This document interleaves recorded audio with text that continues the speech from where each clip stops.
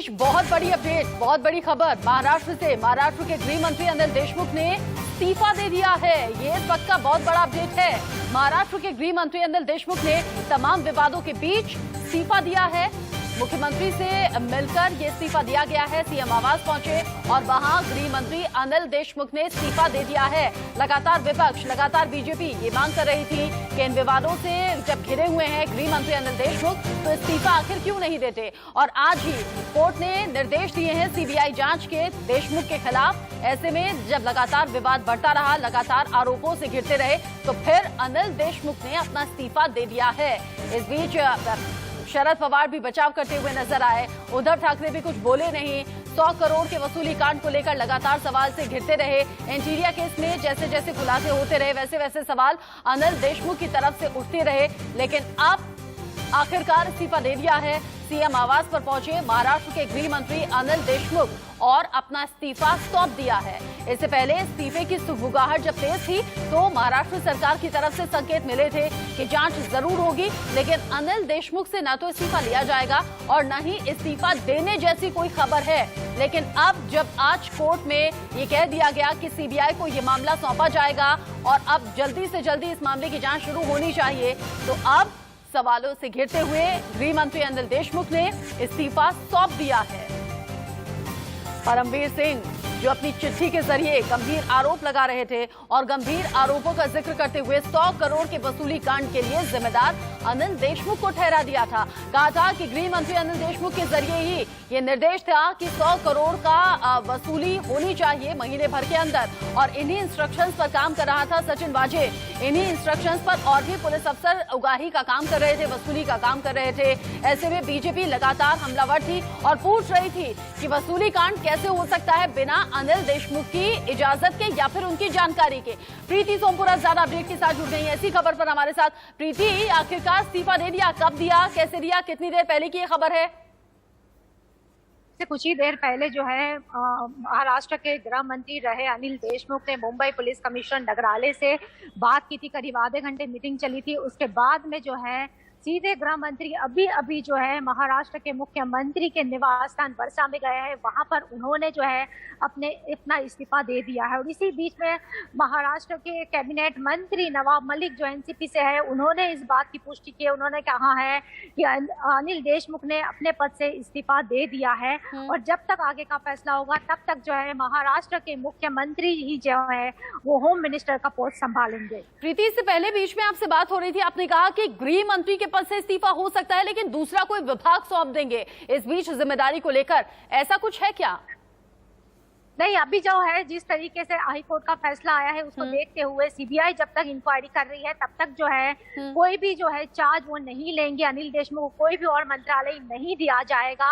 अब से कुछ देर पहले जो है शरद पवार के घर पे जो है प्रफुल्ल पटेल और सुप्रिया सुले की भी एक मीटिंग हुई थी और इसी मीटिंग में यही तय किया गया जब तक सीबीआई की इंक्वायरी चल रही है तब तक अनिल देशमुख को कोई और चार्ज नहीं दिया जाएगा। और महाराष्ट्र के गृह मंत्री का जो पद जो अब तक जो एनसीपी के पास में रहा है वो फिलहाल कुछ समय के लिए जो है महाराष्ट्र के मुख्यमंत्री उद्धव ठाकरे ही संभालेंगे। और प्रीति, अगर आप कह रही हैं कि महाराष्ट्र के मुख्यमंत्री उद्धव ठाकरे खुद गृह मंत्रालय का जिम्मा संभालेंगे तो इसमें कोई डाउट नहीं रह गया, कोई संशय नहीं रह गया कि इस्तीफा स्वीकार नहीं हुआ है, मतलब इस्तीफा स्वीकार कर लिया है सीधे सीधे बिना वक्त गवाए।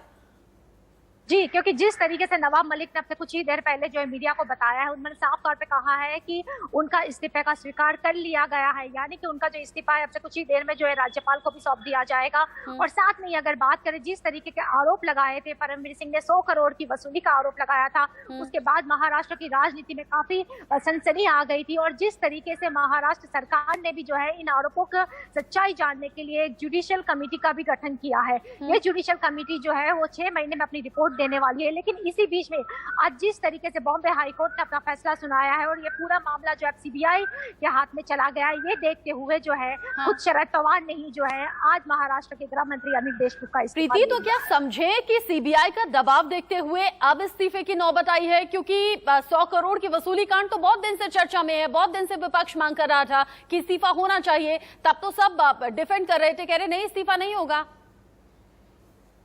कि जिस तरीके से सीबीआई अब पूरे पिक्चर में आ गई है, इसके पहले हमने देखा किस तरीके से ये केस जो है एनआईए देख रही थी, उसके बाद में जब वसूली कांड आया उसके बाद में जो है परमवीर सिंह ने एक याचिका डाली और उसी वक्त जो है जयश्री पाटिल एडवोकेट ने जो याचिका डाली थी उसके ऊपर फैसला सुनाते हुए ये पूरा मामले की जांच जो है अब सीबीआई को सौंप दी गई है। इसी के मद्देनजर जो है आज शरद पवार ने जो है गृह मंत्री अनिल देशमुख का इस्तीफा ले लिया है और अब से कुछ ही देर पहले जो है महाराष्ट्र के गृह मंत्री रह चुके अनिल देशमुख जो है मुख्यमंत्री उद्धव ठाकरे के घर पे गए थे और उन्होंने अपना इस्तीफा मुख्यमंत्री को सौंप दिया है। आप रहिएगा प्रीति, आप रहिएगा। न्यूज रूम से मेरे सहयोगी रोहित पुनेठा भी इस बड़ी खबर पर अपडेट के साथ जुड़ गए हैं।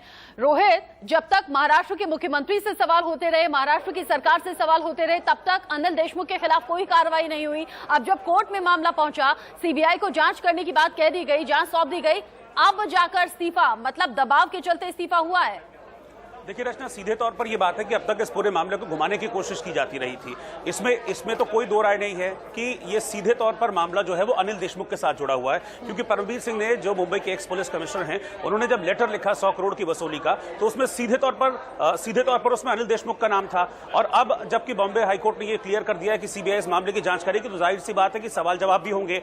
अब एक स्टेट के गृह मंत्री से अगर सीबीआई सवाल जवाब करने जाती तो जाहिर सी बात है कि वहां पर सवाल उठते, इस्तीफे का दबाव और ज्यादा बढ़ता, सरकार के पर एक नैतिक प्रेशर भी आता। मुझे लगता है कि उसी के चलते ये इस्तीफा दिया गया है और ये ऐसा नहीं है, बहुत सोच समझने के बाद इसका फैसला लिया गया है। क्योंकि शरद पवार के घर पर हमने देखा एक बैठक हुई थी, सुप्रिया सुले उस बैठक में थी, डिप्टी सीएम अजीत पवार उस बैठक में थे।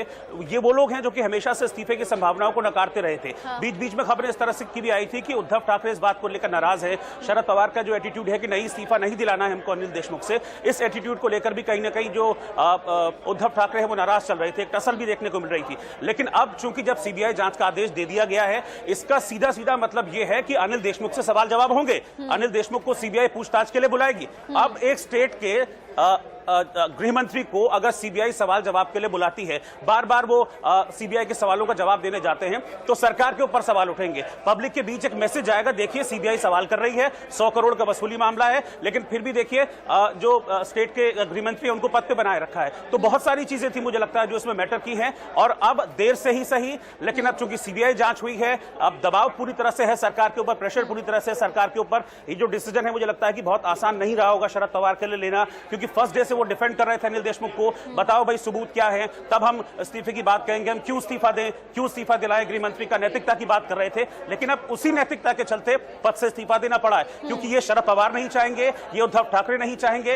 ये सरकार का कोई मंत्री नहीं चाहेगा कि एक पद पर रहते हुए, गृह मंत्री के पद पर रहते हुए, उनके जो कैंडिडेट हैं, उनके जो प्रतिनिधि हैं, उनको बार बार सीबीआई के सामने सवालों का जवाब देते जाना पड़े।